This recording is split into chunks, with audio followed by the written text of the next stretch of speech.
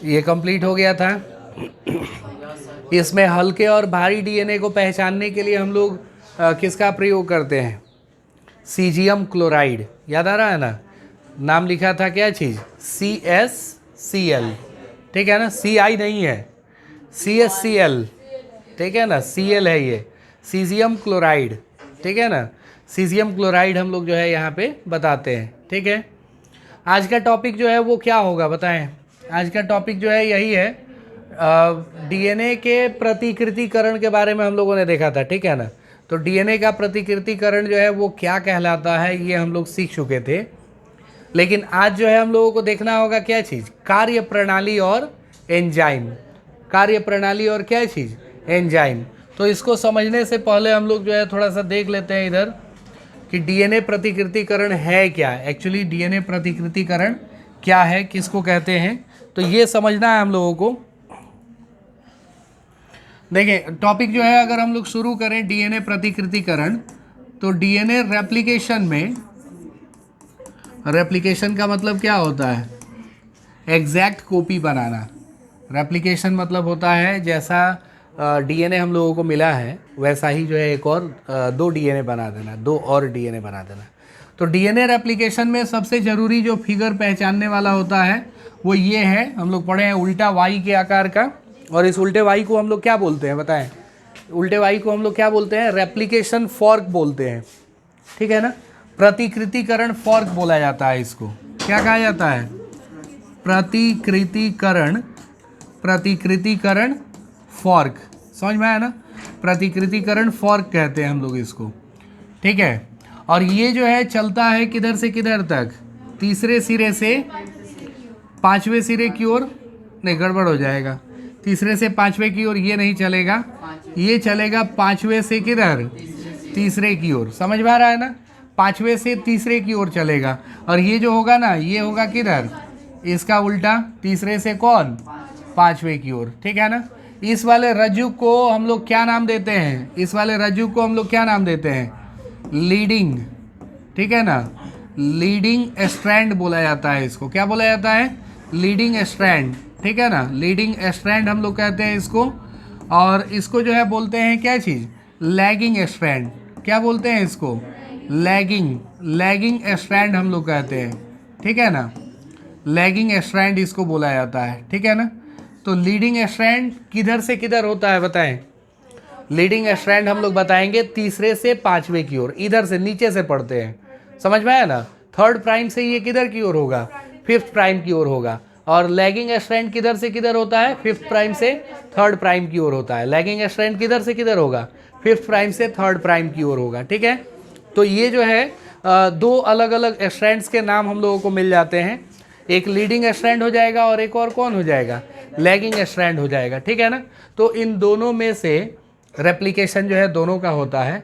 लेकिन एक और चीज़ जान लें कि इसका रेप्लिकेशन जो है ना, इसका प्रतिकृतिकरण लगातार होता है, कहीं भी रुकेगा नहीं, नॉन स्टॉप होता है। इसलिए इसको हम लोग कंटिन्यूअस रेप्लिकेशन बोलते हैं। क्या बोलते हैं इसको? Continuous replication. और इस वाले को हम लोग कहते हैं डिसकंटिन्यूअस रेप्लिकेशन। पता है क्यों डिसकंटिन्यूअस बोलते हैं? क्योंकि ये रुक रुक के होता है। पहले छोटा पीस बनेगा डीएनए का, फिर एक और छोटा पीस बनेगा, फिर एक और छोटा पीस बनेगा। तो ये रुक रुक के होता है, लगातार नहीं होता है। ये जो है एक बार होगा एकदम। ठीक है, एक बार होगा, इसलिए इसको कंटिन्यूअस। और ये रुक रुक के होता है, इसलिए इसको डिसकंटिन्यूअस। कंटिन्यूअस का मतलब हो गया सतत प्रतिकृतिकरण, और डिसकंटिन्यूअस का मतलब हो गया असतत प्रतिकृतिकरण। तो इसको हम लोग असतत स्ट्रैंड भी बोल देते हैं। जो पांचवें सिरे से किसकी ओर गया होता है उसको हम लोग असतत स्ट्रैंड भी बोलते हैं। और जो तीसरे से पांचवें की ओर गया होता है उसको क्या बोलते हैं? सतत स्ट्रैंड बोलते हैं। क्या बोलते हैं हम लोग? सतत स्ट्रैंड बोलेंगे। समझ में आया ना? सतत स्ट्रैंड हम लोग कह लेते हैं किसको? जो तीसरे से पांचवें की ओर गया होता है। ठीक है, तो ये चीज़ें हो गई। इसके बाद जो है थोड़ा देखें हम लोग एंजाइम्स के नाम देखें, कौन कौन से एंजाइम्स इन्वॉल्व होते हैं। ठीक है, कितने एंजाइम होते हैं कौन बताएंगे? बताएं, एंजाइम कितने होते हैं? 4। कौन कौन से एंजाइम? डीएनए पॉलीमरेज, कौन सा एंजाइम हो गया? डीएनए पॉलीमरेज, समझ में आया ना। डीएनए पॉलीमरेज के बाद कौन हो जाएगा, डीएनए पॉलीमरेज के बाद हो जाएगा डीएनए हेलिकेज। कौन हो जाएगा, डीएनए हेलिकेज, ठीक है ना। डीएनए हेलिकेज हो गया, और डीएनए हेलिकेज के बाद अगले नंबर पे कौन हो जाएगा बताएं, डीएनए लाइगेज हो जाएगा, बिल्कुल डीएनए लाइगेज, समझ में आया ना, डीएनए लाइगेज। और डीएनए लाइगेज के बाद एक और हम लोग लास्ट वाला लिख देंगे, आरएनए प्राइमेज। क्या नाम लिखेंगे, आरएनए प्राइमेज हो जाएगा, समझ में आया ना। तो इस तरीके से हम लोग देख लिए डीएनए रेप्लिकेशन में, डीएनए प्रतिकृतिकरण में कितनी एंजाइम होती हैं बताएं, 4 एंजाइम होते हैं, ठीक है ना। 4 एंजाइम अभी के लिए, इस क्लास के लिए। आगे अभी जैसे जैसे हम लोग पढ़ेंगे और एंजाइम्स मिलते जाएंगे, उनके भी नाम याद करने होंगे हम लोगों को, ठीक है। फिलहाल जो है कितने नाम याद रखें, 4 नाम याद रखें। पहला नाम कौन है, डीएनए पॉलीमरेज, ये इसका आधा अधूरा नाम है। इसका पूरा नाम क्या होगा, डीएनए निर्भर डीएनए पॉलीमरेज। क्या कहते हैं, डीएनए निर्भर डीएनए पॉलीमरेज। तो डीएनए पॉलीमरेज भी हम लोग याद रख सकते हैं। डीएनए हेलिकेज हो जाएगा, अगला कौन होगा, डीएनए लाइगेज, और फिर उसके बाद आरएनए प्राइमेज। सबसे पहले इसका काम हम लोग पढ़ते हैं। इसका काम क्या होता है बताएं, इसका काम होता है न्यूक्लियोटाइड को जोड़ना, ठीक है ना। किसको जोड़ना, न्यूक्लियोटाइड को जोड़ना। किसका काम होता है बताएं, हाँ, ये जो हम लोग एंजाइम देख रहे हैं डीएनए पॉलीमरेज, इसका काम है न्यूक्लियोटाइड को, न्यूक्लियोटाइड्स को क्या करना, जोड़ना। न्यूक्लियोटाइड को जोड़ना किसका काम है, डीएनए पॉलीमरेज का। इससे जो इम्पोर्टेंट क्वेश्चन आते हैं वो हम लोगों को देखना होगा अभी, ठीक है, जितने भी इम्पोर्टेंट पॉइंट्स हैं। तो पहला इम्पोर्टेंट पॉइंट हो गया कि ये न्यूक्लियोटाइड्स को क्या करता है, जोड़ता है। दूसरा इम्पोर्टेंट पॉइंट हो जाएगा कि ये 5वें से तीसरे सिरे की ओर जोड़ता है। किधर से किधर की ओर जोड़ेगा, 5वें से तीसरे सिरे की ओर। 5वें से किधर की ओर जोड़ेगा, ये तीसरे सिरे की ओर जोड़ता है। और प्लस इसके कार्य करने की रफ्तार जो है वो कितनी है, 2000 बेस पेयर प्रति सेकेंड। 1 सेकेंड में ये कितने बेस पेयर को जोड़ता है, 2000 बेस पेयर को जोड़ता है। तो ये 3 बातें हम लोग याद रखेंगे। डीएनए पॉलीमरेज जो है, डीएनए निर्भर डीएनए पॉलीमरेज, इसका फंक्शन क्या है, न्यूक्लियोटाइड्स को जोड़ना। न्यूक्लियोटाइड्स को जोड़ता है ये किस सिरे से किस सिरे की ओर, 5वें से तीसरे सिरे की ओर। कितना के रफ्तार से, 2000 बेस पेयर प्रति सेकेंड के रफ्तार से। अगला हम लोग देखेंगे डीएनए हेलिकेज। डीएनए हेलिकेज का क्या काम होता है बताएं, डीएनए हेलिक्स को खोलना। डीएनए हेलिक्स को क्या करना, खोलना। ये किसका काम है, डीएनए हेलिक्स को खोलना जो है ये डीएनए हेलिकेज का काम है, ठीक है। और एक और देख रहे हैं हम लोग, डीएनए क्या चीज़, लाइगेज। तो डीएनए लाइगेज जो है ये कौन सा काम करता है, कोकर खंड नहीं, ओकाजाकी खंड। इधर का उधर करेगा तो गड़बड़ हो जाएगा। ओकाजाकी खंड, समझ में आया ना, कोकर खंड यहाँ नहीं आता है।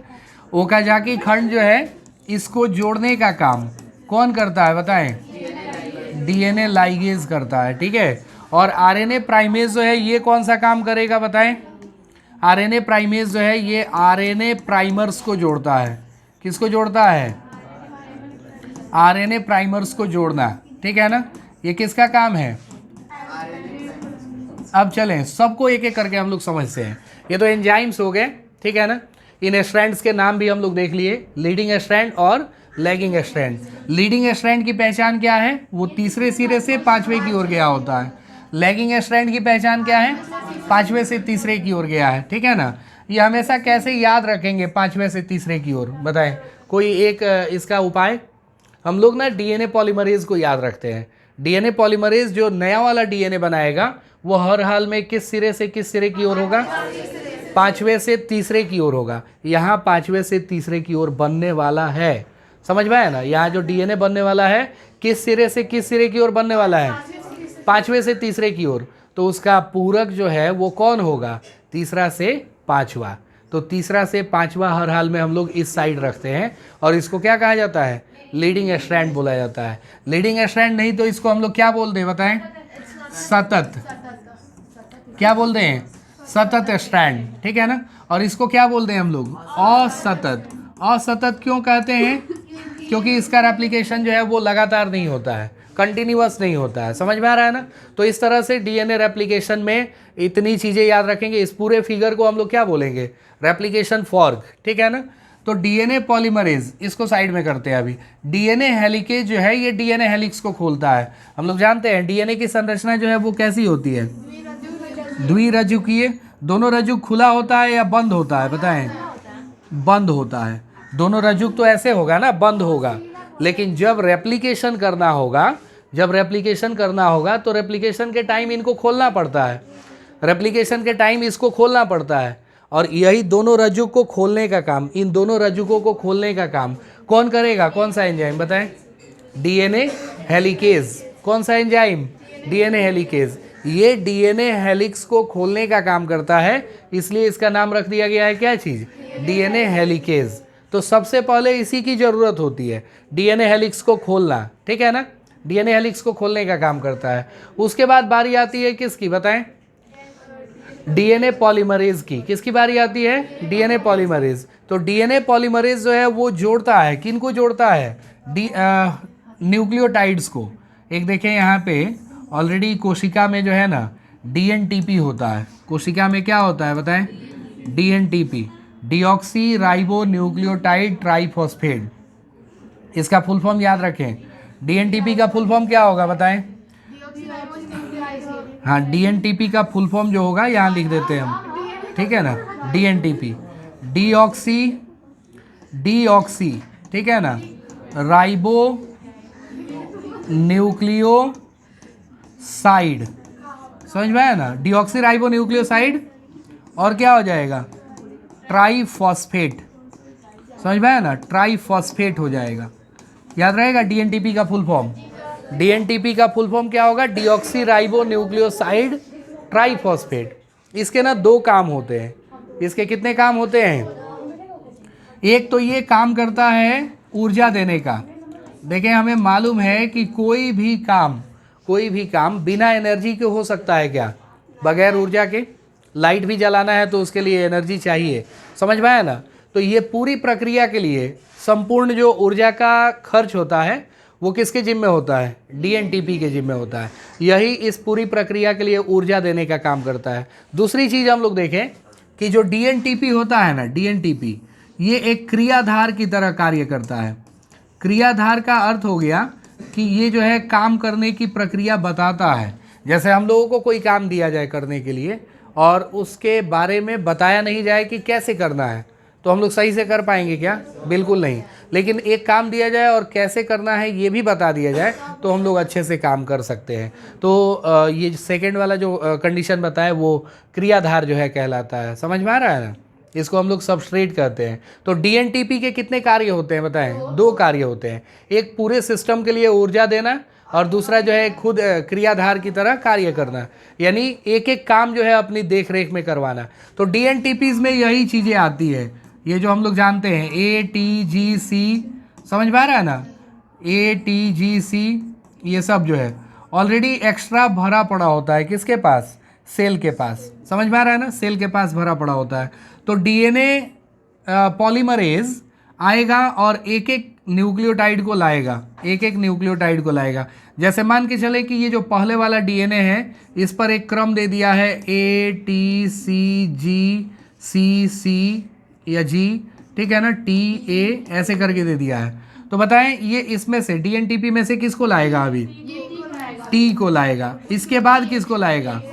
A को लाएगा। उसके बाद G को, तब C को लेके आएगा। C के बाद G को लेके आएगा। G के बाद C को लेके आएगा। C के बाद A और A के बाद T को। समझ में आ रहा है ना। ये चीज़ें अच्छे से याद होनी चाहिए, किसके बाद कौन आएगा। समझ में आ रहा है ना। किसके बाद कौन आएगा नहीं, इसमें हम लोगों को बस इतना याद रखना है कि A के साथ किसको जोड़ना है? T को। और T के साथ किसको? C के साथ G को। और G के साथ C को। ऐसे करके इनको जोड़ दिया जाएगा डीएनए लाइगेज के द्वारा और बन गया डीएनए का एक दूसरा नया अनुक्रम, ठीक है ना। और ये बनेगा 5वें सिरे से तीसरे सिरे की ओर। हमेशा याद रखें, जो सतत रेप्लिकेशन होता है वो किधर से किधर होता है बताएं? 5वें से तीसरे की ओर होता है। लेकिन अब देखें, एक प्रॉब्लम आती है यहाँ पे, डीएनए पॉलीमरेज के कार्य करने की दिशा क्या है? तो अगर हम लोग चलेंगे लैगिंग स्ट्रैंड पे, तो लैगिंग स्ट्रैंड जो है ये ऑलरेडी 5वें से तीसरे की ओर है। इसका जो पूरक डीएनए बनने वाला है, पूरक डीएनए किधर से किधर बनेगा बताएं? बिल्कुल, तीसरे से 5वें सिरे की ओर बनने वाला है। समझ में आया ना? तो तीसरे से 5वें की ओर जब बनने वाला है, ये देखें हम लोग, तीसरे से किधर बनने वाला है? 5वें सिरे की ओर बनने वाला है। तीसरे सिरे से 5वें सिरे की ओर बनने वाला है और तीसरे से 5वें की ओर डीएनए पॉलीमरेज काम नहीं करता है। तब फिर हम लोग किस एंजाइम को बुलाएंगे? डीएनए पॉलीमरेज को ही बुलाएंगे कि भाई चलो थोड़ा थोड़ा काम करो। समझ में आ रहा है ना? इसके काम करने का रफ्तार क्या होता है? 2000 बेस पेयर प्रति सेकेंड। लेकिन इसको बुलाया जाएगा और धीरे धीरे काम करवाया जाएगा। वहाँ सबसे पहले आरएनए प्राइमेज की ज़रूरत पड़ जाती है। आरएनए प्राइमेज जो है ना, इस पे आरएनए प्राइमर्स को जोड़ता है। किसको जोड़ता है? आरएनए प्राइमर्स को। और तब जाके डीएनए पॉलीमरेज ही 5वें सिरे से तीसरे सिरे की ओर उल्टा काम करता है। ध्यान रखें, उल्टा काम करता है। 5वें से तीसरे सिरे की ओर क्या करेगा? डीएनटीपीज को जोड़ेगा, न्यूक्लियोटाइड्स को जोड़ेगा, फिर एक और स्ट्रैंड बनाएगा। और वो भी किधर से किधर बनेगा? 5वें से तीसरे की ओर। फिर एक और स्ट्रैंड बनाएगा 5वें से तीसरे की ओर। ये थोड़ा थोड़ा जो है छोटा छोटा खंड बनते जाता है डीएनए का। और ये किस पर बनता है? लैगिंग स्ट्रैंड पे। इन खंडों को हम लोग क्या कहते हैं? इन्हीं खंडों को हम लोग कहते हैं ओकाजाकी खंड। किसने खोज करी थी इसकी? ओकाजाकी ने। इसलिए उन्हीं के नाम पे इसका नाम रख दिया गया, ठीक है ना? क्या नाम रख दिया गया? ओकाजाकी खंड, ठीक है ना? ओकाजाकी खंड हम लोग इसी को कहते हैं। तो कई बार ये भी क्वेश्चन पूछा हुआ है कि बताइए ओकाजाकी खंड किस पर बनते हैं?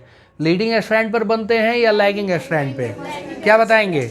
लैगिंग स्ट्रैंड पे बनते हैं, लीडिंग स्ट्रैंड पे नहीं, ठीक है। इन ओकाजाकी खंडों को जोड़ने का काम अब कौन करता है बताएं? DNA ligase. देख रहे हैं ना, डीएनए लाइगेज का काम क्या है? ओकाजाकी खंडों को जोड़ना। जब ये ओकाजाकी खंड जुड़ेंगे ना, तो ये 5वां सिरा इस तीसरे से जुड़ेगा, ये 5वां सिरा इस तीसरे से जुड़ेगा, और इस तरह से जो है एक तीसरे से 5वें सिरे की ओर नया डीएनए हमको प्राप्त हो जाएगा। समझ में आ रहा है ना? तो ये होता है हम लोगों का डीएनए प्रतिकृतिकरण। डीएनए प्रतिकृतिकरण जो है कल भी हम लोग पढ़े थे और पहले से पढ़ते आ रहे हैं। किस तरीके से होता है? डीएनए का जो रेप्लिकेशन होता है ना, वो सेमी कंजर्वेटिवली होता है, अर्ध संरक्षी विधि द्वारा होता है। अर्ध संरक्षी विधि का मतलब क्या हो गया? आधा पदार्थ जो है उसमें जनक का संरक्षित किया जाता है और बाकी का आधा नया बनता है, ठीक है। जैसे मान के चलें, ये अगर 5वें सिरे से तीसरे सिरे वाला हो गया और ये तीसरे सिरे से कौन? 5वें सिरे वाला हो गया, तो इसकी जो पुत्री डीएनए बनेंगी, पुत्री डीएनए का मतलब क्या? इस जनक डीएनए से जो 2 नया डीएनए बनेगा, उस 2 नए डीएनए में जनक का कितना परसेंट आएगा बताएं? 50% ही आएगा। समझ में आ रहा है ना? इसमें जो है मान के चलें कि हम लोग 5वां सिरा से तीसरा सिरा लिख लिए, तो एक और स्ट्रैंड बचा है, कौन? तीसरा से 5वां, वो दूसरे वाले डीएनए में जाएगा और बाकी एक और जो बनेगा ना, वो बिल्कुल नया होगा, ठीक है ना। एक और जो डीएनए बनेगा वो नया होगा। ये किधर से किधर बन जाएगा? तीसरे से 5वें की ओर, तीसरे से किधर की ओर बन जाएगा? 5वें की ओर बन जाएगा। समझ में आया ना? और एक और इसमें भी बनेगा जो 5वें से तीसरे की ओर बन जाएगा। समझ में आ रहा है ना? तो इस तरह से डीएनए, एक डीएनए से जो 2 डीएनए बनती है, 2 पुत्री डीएनए बनती हैं, उस पुत्री डीएनए में जनक का कितना प्रतिशत आता है? 50%। इसके पास 2 अगर स्ट्रैंड है, दोनों में बराबर बराबर बांट देगा और दूसरा जो स्ट्रैंड बनेगा वो एकदम नया होगा। समझ में आ रहा है ना? तो ये था डीएनए रेप्लिकेशन। और डीएनए रेप्लिकेशन जो है किन प्रकार की कोशिकाओं में कैसे कैसे होता है उसको देखने की बारी है अब। तो देखें हम लोग, कोशिकाएं कितने प्रकार की होती है जरा बताएं? कोशिकाएं कितने प्रकार की होती हैं? कौन कौन? यूकैरियोटिक और प्रोकैरियोटिक, दो तरह की कोशिका होती है। कोशिका कितने प्रकार की होगी? और कौन कोशिका किसे कहते हैं, किसको मालूम है?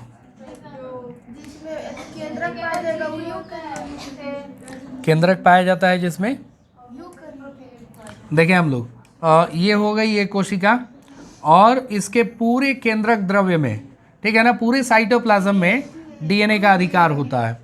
समझ में आ रहा है ना? डीएनए कहीं भी घूम सकता है इसमें, पूरे जो है क्या चीज़, केंद्रक द्रव्य में। लेकिन एक और कोशिका होती है, एक और कोशिका होती है जो हम लोगों के पास है। समझ में आ रहा है ना? हम लोगों के पास कौन सी कोशिका है बताएं? हम लोगों के पास जो कोशिका है इसको हम लोग कहते हैं यूकैरियोटिक। क्या कहते हैं? इसका हिंदी इंग्लिश जानना बहुत ज़रूरी है क्योंकि इसमें कंफ्यूज करता है बच्चों को। ठीक है, इसको हम लोग क्या कहेंगे? प्रोकैरियोटिक। क्या कहेंगे? प्रोकैरियोटिक कहेंगे। ठीक है ना? और प्रोकैरियोटिक के लिए एक और कौन सा शब्द यूज़ किया जाएगा? असीम केंद्रकी। क्या कहेंगे इसको? असीम केंद्रकी। समझ में आया ना? एक बार इसको बताएंगे, ध्यान से समझ लेना है। क्या कहेंगे इसको? असीम केंद्रकी कहेंगे। ठीक है, और इसको कहते हैं हम लोग क्या चीज़? यूकैरियोटिक। क्या कहेंगे इसको? यूकैरियोटिक। ठीक है ना? यूकैरियोटिक हम लोग कहेंगे। तो यूकैरियोटिक को क्या कहा जाता है? ससीम केंद्रकी। ससीम क्या चीज़? केंद्रकी। ठीक है ना? ससीम केंद्रकी। इसको सुकेंद्रकी भी कहा जाता है। सुकेंद्रकी। क्या कहा जाएगा? हाँ, सुकेंद्रकी। तो ये सब नाम जो है हम लोग इसके लिए प्रयोग करते हैं। किस प्रकार की कोशिका के लिए? यूकैरियोटिक और प्रोकैरियोटिक। क्या डीएनए रेप्लिकेशन दोनों में होता है या सिर्फ एक ही में होता है? अगर एक ही में होता है तो किस में होता है? क्या आंसर बताएंगे हम लोग? डीएनए रेप्लिकेशन क्या दोनों कोशिकाओं में होता है? दोनों प्रकार की कोशिकाओं में? बिल्कुल, दोनों प्रकार की कोशिकाओं में डीएनए रेप्लिकेशन होता है। प्रोकैरियोटिक में भी होगा। प्रोकैरियोटिक कोशिका किनकी होती है? जितने भी जीवाणु होते हैं सभी जीवाणुओं में कैसी कोशिका होती है? प्रोकैरियोटिक। तो जीवाणुओं में ये जो प्रोकैरियोटिक कोशिका हमें दिख रही है इसका भी रेप्लिकेशन होता है, लेकिन इसका जो रेप्लिकेशन होगा, इसका जो प्रतिकृतिकरण होगा वो होता है विभाजन से पहले। प्रतिकृतिकरण कब होता है? विभाजन से पहले। समझ में आया ना? विभाजन से क्या चीज़? पहले। ठीक है, विभाजन से पहले यानी prior to fission. Prior to क्या चीज़? फीजन। इसमें फीजन होता है। समझ में आ रहा है ना? और वो जो कोशिका देख रहे हैं ना, इस कोशिका में एक पूर्ण विकसित कोशिका चक्र पाया जाता है। ठीक है ना? और कोशिका चक्र के बारे में हम लोग जानते होंगे थोड़ा बहुत। कोशिका चक्र जो है इसको बांटा गया है दो मुख्य भागों में। कौन कौन? एक एम फेज और एक आई फेज। ये पूरा आई फेज है, और आई फेज को हम लोग और 3 भागों में बांट लेते हैं। आई फेज को कितने भाग में बांटा गया है बताएं? 3 भाग में। और वो 3 भाग कौन कौन है? बिल्कुल, एक है G1, एक है S और एक है कौन? G2। समझ में आ रहा है ना? तो पूछा जाएगा कि बताइए डीएनए का रेप्लिकेशन इसमें से कौन सी अवस्था में होता है? तो डीएनए का रेप्लिकेशन हम लोग हमेशा याद रखें किस अवस्था में होगा? एस अवस्था में होगा। किस अवस्था में होगा? एस अवस्था, एस फेज में होता है। तो प्रोकैरियोटिक में डीएनए रेप्लिकेशन कब होगा? प्रोकैरियोटिक में डीएनए रेप्लिकेशन कब होगा? विभाजन से पहले। और यूकैरियोटिक में कब होगा? एस अवस्था में होगा। ठीक है ना? सवाल है कि रेप्लिकेशन होने में कितना टाइम लगता है?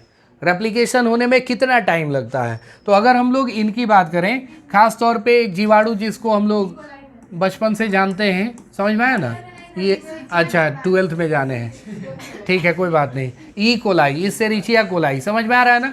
तो इसेरिचिया कोलाई जिसके अंदर 4.6 इंटू 10⁻⁴ कितने? 6 बेस पेयर होते हैं। समझ में आ रहा है ना? इसको अपना डीएनए रेप्लिकेट करने में टोटल टाइम लगता है 18 मिनट। समझ में आया ना? 18 मिनट समय लग जाता है। कितना टाइम लगेगा इसको? 18 मिनट। ई कोलाई को अपना डीएनए जो है क्या करने में, रेप्लिकेट करने में कितना टाइम लगेगा? 18 मिनट का टाइम लगेगा। वहीं अगर हम लोग मनुष्यों की कोशिका की बात करें, हम लोग अपने कोशिका की बात करें, अपने कोशिका में जो है कितना टाइम लगता है बताएं? हम लोगों की कोशिका विभाजित होने में 24 घंटे का समय लगता है। कितना समय लगता है? 24 घंटे का। लेकिन अगर बात किया जाए डीएनए रेप्लिकेशन का, तो डीएनए रेप्लिकेशन जो है वो करने में समय लगता है कितना? मात्र 2 से 4 घंटे। ठीक है ना, 2 से 4 घंटे में डीएनए रेप्लिकेशन होता है। क्योंकि ऑलरेडी हम लोग देख रहे हैं ये कितना के रफ्तार से हो रहा है? 2000 बेस पेयर प्रति सेकेंड।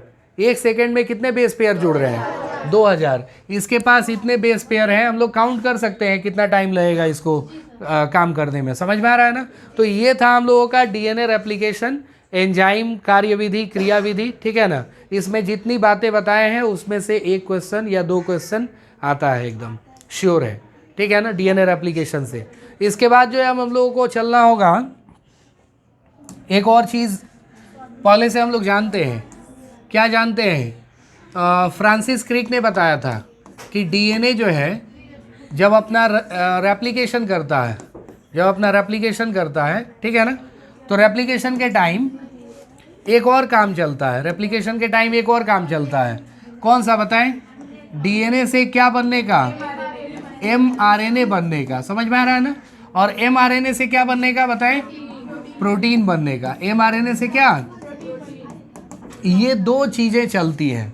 ठीक है ना, इसको हम लोग केंद्रीय डोग्मा सिद्धांत में पढ़े थे। तो केंद्रीय डोग्मा सिद्धांत में ये बातें हम लोग देखे थे, बट इन प्रक्रियाओं को हम लोग कहते क्या है बताएं? इन प्रक्रियाओं को, जैसे डीएनए से एमआरएनए बनना, क्या कहलाता है? अनुलेखन। क्या कहेंगे इसको? अनुलेखन। ठीक है, और एक और हो जाएगा क्या? अनुवादन होगा, अनुवादन हो जाएगा या रूपांतरण हो जाएगा? बिल्कुल, रूपांतरण, या फिर इसको क्या कहेंगे?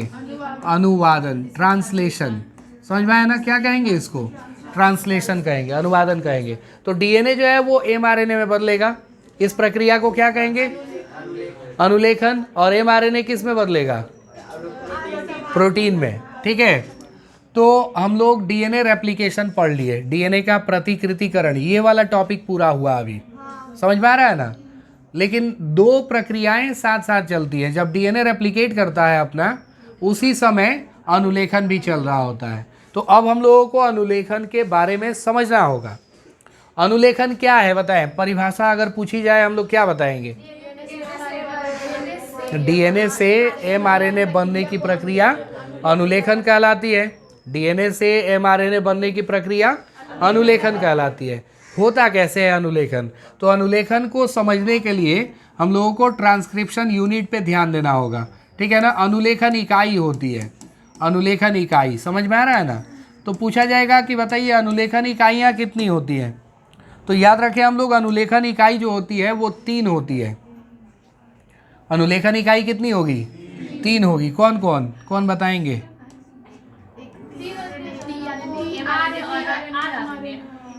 आरएमटी, वो तो आरएनए का टाइप हो गया, उसकी ज़रूरत यहाँ है।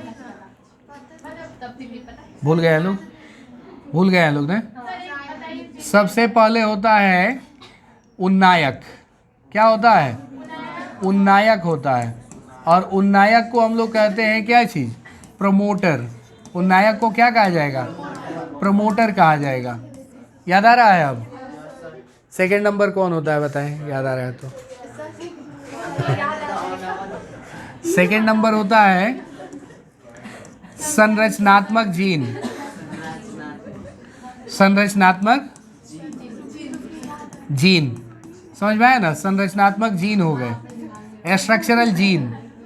और तीसरा कौन होता है? बिल्कुल, बहुत बढ़िया, समापक। समापक होता है, इसको हम लोग टर्मिनेटर बोलते हैं। क्या बोलेंगे? टर्मिनेटर। तो सबसे पहले अनुलेखन इकाई में कितनी चीज़ें होती हैं? 3 चीज़ें होती हैं। पहला कौन होगा? उन्नायक, प्रमोटर बोलेंगे इसको। दूसरा कौन होगा? संरचनात्मक जीन। और तीसरा कौन होगा? समापक होगा, टर्मिनेटर हम लोग कहेंगे इसको। तो अब देखें टर्मिनेटर, उन्नायक, समापक, ये सब जो है किस तरीके से हम लोग समझे, देखते हैं।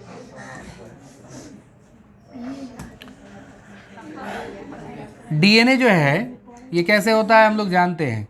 डीएनए जो है वो किस तरीके से बनता है, इसका स्ट्रक्चर हम लोगों ने पढ़ा हुआ है, समझ में आया ना। एक और स्ट्रैंड हम लोग बना ले इसका, एक और स्ट्रैंड। डीएनए में टोटल कितने स्ट्रैंड होते हैं? 2 स्ट्रैंड होते हैं, ठीक है ना। और दोनों स्ट्रैंड के बारे में हम लोगों को जानकारी प्राप्त है। ये देखें हम लोग सबको जोड़ लिए। ये किसको जोड़ रहे हैं बताएं? बेस पेयर है। ये क्या है? ये बेस पेयर है, समझ में आ रहा है ना। सीढ़ी नहीं है ये, क्या है ये? बेस पेयर कितने होते हैं? एक पीच में 10, 4 प्रकार के। कौन कौन? A, T, G, C, समझ में आ रहा है ना। A, T, G और C। कई बार डीएनए का फोटो बनाने के लिए दे देता है और लड़का लोग उसी में कंफ्यूज हो जाता है, कैसे बनाएंगे हम लोग। इसी तरीके से आराम से बना लेंगे, ठीक है। हाँ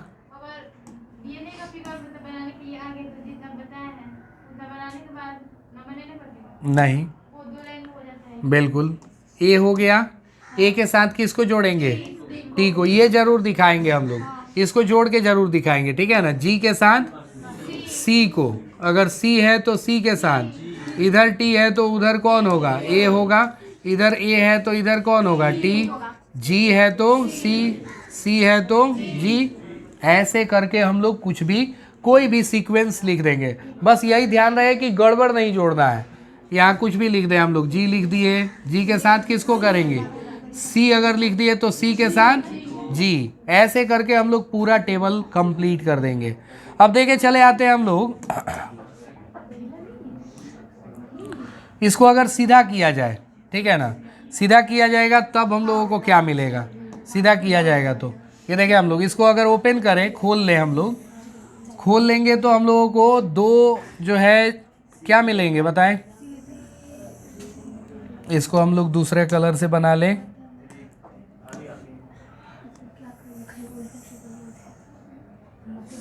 समझ में आया ना। 2 सिरे मिलेंगे इसमें। एक मिलेगा हम लोगों को, पहले तीसरा से 5वां वाला लिख देते हैं, तीसरा से 5वां सिरा, और फिर जो है 5वां से कौन? तीसरा सिरा। ये हो गया, समझ में आ रहा है ना। तो इसमें हम लोग एक और चीज़ बना लें। एक और चीज़ क्या बनाएं? इस तरह से हम लोग बना लिए ये, और एक और बना लिए हम लोग,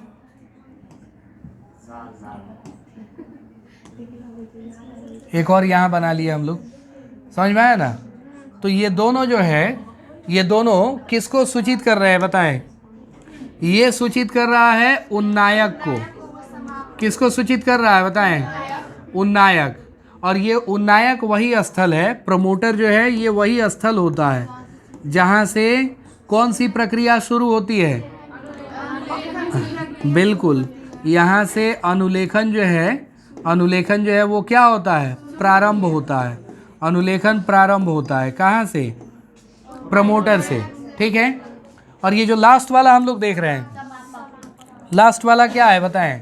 ये समापक है। लास्ट वाला क्या है? ये समापक। और समापक को हम लोग कहेंगे टर्मिनेटर। क्या कहेंगे? टर्मिनेटर, ठीक है ना।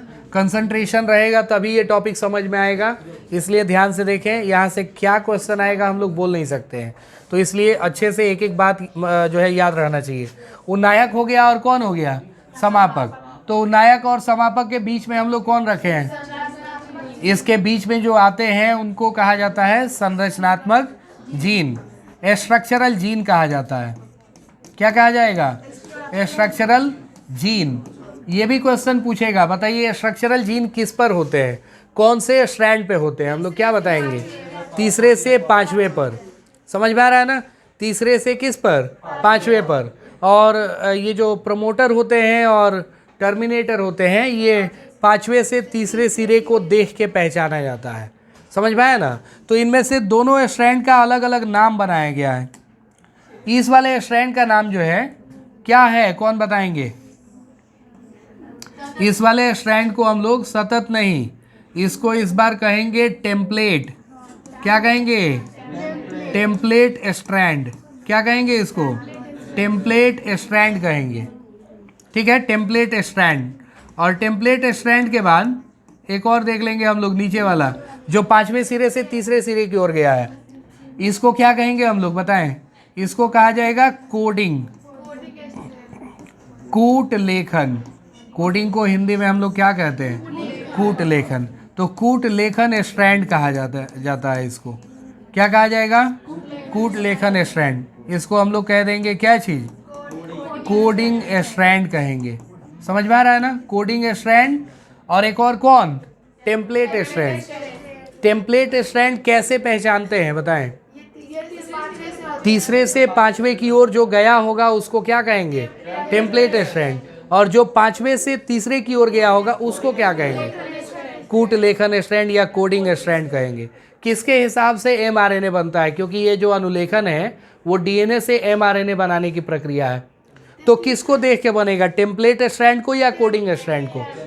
टेम्पलेट स्ट्रैंड को देख के बनता है। हमेशा याद रखें हम लोग कि ये जो mRNA बनने वाला है, mRNA किसको देख के बनेगा? टेम्पलेट स्ट्रैंड को देख के बनेगा। और वो हमेशा 5वें सिरे से किस सिरे की ओर होगा? तीसरे सिरे की ओर होगा। 5वें से किस सिरे की ओर? तीसरे सिरे की ओर। और इस पर जो सूचनाएं आएंगी वो किस पर उपस्थित सूचनाएं आती हैं? ये जो भी स्ट्रक्चरल जीन्स पे, ये देख रहे हैं ना हम लोग, स्ट्रक्चरल जीन्स पे जो बेस पेयर मिलते हैं उनका कॉम्प्लीमेंट इस पे जुड़ता है। कॉम्प्लीमेंट जुड़ने का मतलब क्या हो गया? उसका पूरक जो क्षार युग्म होगा वही जुड़ेगा। जैसे मान के चले यहाँ पे A है तो यहाँ पे कौन जुड़ेगा? U। क्या जुड़ेगा? U जुड़ेगा। समझ में आ रहा है ना? दिमाग लग रहा है कैसे? ये RNA है और RNA में कभी भी हम लोग T नहीं रखते हैं। समझ में आ रहा है ना? कई बार बता चुके ये बात। RNA में हम लोग जो है क्या नहीं रखेंगे? RNA में T नहीं रखेंगे और DNA में U नहीं रखेंगे। DNA में क्या नहीं रखेंगे? U। समझ में आया? अगर इधर G है तो इधर कौन जोड़ दें? C जोड़ दें। इधर अगर C है तो इस तरफ कौन जोड़ दें? G जोड़ दें। इधर अगर A है तो A के साथ कौन जोड़ दें? U जोड़ दें। और अगर T है तो T के साथ किसको जोड़ दें? A को जोड़ दें। T के साथ तो A को जोड़ सकते हैं, कोई दिक्कत नहीं है, लेकिन बस हमको ध्यान रखना है A पे। जहाँ जहाँ A आएगा वहाँ वहाँ हम लोग क्या करेंगे? U। ठीक है ना? A U। समझ में आया? A के साथ किसको जोड़ेंगे? U को जोड़ेंगे। तो इस तरह से जो है ना mRNA का फॉर्मेशन होता है, mRNA की रचना होती है। और इसी क्रिया को हम लोग क्या कहते हैं? अनुलेखन कहते हैं। क्या कहेंगे इसको? अनुलेखन कहेंगे। तो अनुलेखन जो है वो किसके हिसाब से होता है बताएं हम लोग जरा? स्ट्रक्चरल जीन्स के हिसाब से होता है। संरचनात्मक जीन का अनुलेखन होता है। किसका अनुलेखन नहीं होता है बताएं? उन्नायक का अनुलेखन नहीं होता है। और ये दोनों जो है ना प्रक्रिया को शुरू कराने वाले और समाप्त कराने वाले हैं। प्रक्रिया को क्या कराते हैं? स्टार्ट करेंगे और ख़त्म करेंगे। समझ में आ रहा है ना? इसमें जो है एक एंजाइम की ज़रूरत होती है। और वो एंजाइम कौन है बताएं? यहाँ क्या बनाना है जरा देखें हम लोग। क्या बनाना है? DNA बनाना है या RNA बनाना है? RNA बनाना है। तो RNA बनाने के लिए, बिल्कुल बहुत बढ़िया, RNA बनाने के लिए जो एंजाइम चाहिए वो है कौन? RNA polymerase. लेकिन इसका पूरा नाम लिखते हैं। इसका पूरा नाम क्या है? हाँ, इसका पूरा नाम है DNA निर्भर RNA पॉलीमरेज। ठीक है ना? क्या बोलेंगे इसको? DNA निर्भर। ठीक है ना? DNA निर्भर RNA पॉलीमरेज। क्या बोलेंगे इसको? DNA निर्भर RNA पॉलीमरेज। ठीक है? और इसके भी काम करने की दिशा क्या होती है? 5वें सिरे से तीसरे सिरे की ओर। ये जो पॉलीमरेज एंजाइम है RNA पॉलीमरेज, RNA बनाएगा। और RNA बनाएगा ये भी किस दिशा में बताएं? 5वें से तीसरे सिरे की ओर। अगर DNA बनाना होता तो हम लोग कौन सा एंजाइम? DNA निर्भर DNA पॉलीमरेज। लेकिन RNA बनाना है इसलिए DNA निर्भर RNA पॉलीमरेज हम लोग लाते हैं। आरएनए पॉलीमरेज ए में, यू में, जी में, सी में फ़र्क अच्छे से जानता है। इसको पता है कि आरएनए में किसको किसको जोड़ना है, किसको किसको रखना है। समझ में आ रहा है ना? तो ये हो गया हम लोगों का अनुलेखन। अनुलेखन के बाद जो है हम लोगों को एक जेनेटिक कोडॉन टॉपिक आएगा।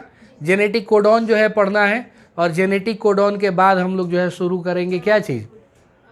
अनुवादन की प्रक्रिया। तो अनुवादन और जो जेनेटिक कोडॉन हो गया इसको हम लोग कल देखेंगे।